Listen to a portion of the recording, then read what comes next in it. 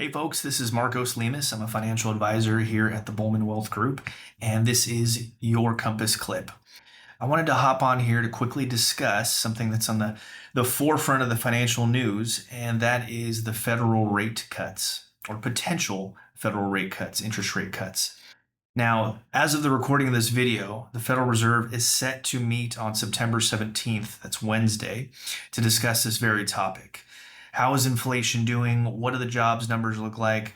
Do we need to make a rate cut at this time? Now, what does this mean?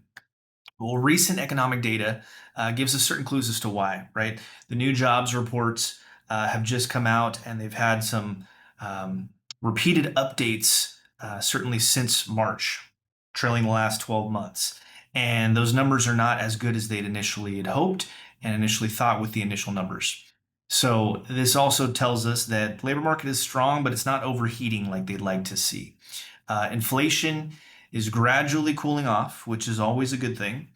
And this gives the Fed some room to start easing some of these rates without stoking the prices. Now, at the same time, consumer spending is still steady.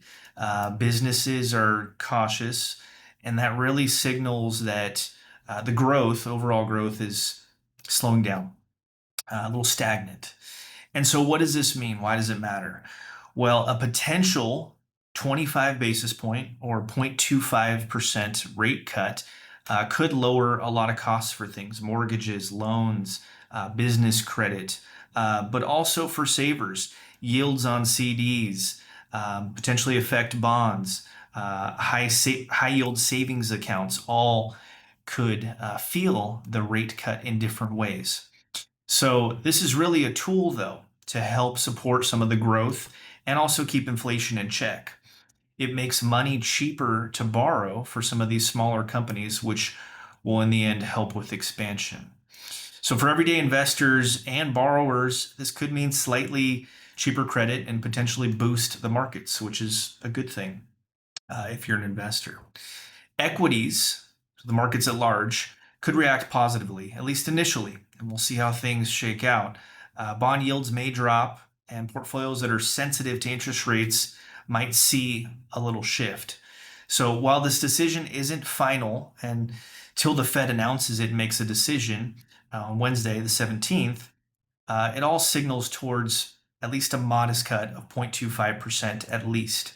And we'll see how the year finishes out. Is there another cut coming? And what do the anticipated rate cuts look like in 2026, if any? And this is something we're closely monitoring. If you have more questions, check in with your financial advisor. See, does this affect my portfolio at all? Do we need to make any changes? But it's all things that are front of mind right now because it's a big potential change, and we'll see how things shake out after the 17th Federal Reserve meeting. Thanks for watching. This has been your Compass Clip. We'll see you next time. Take care.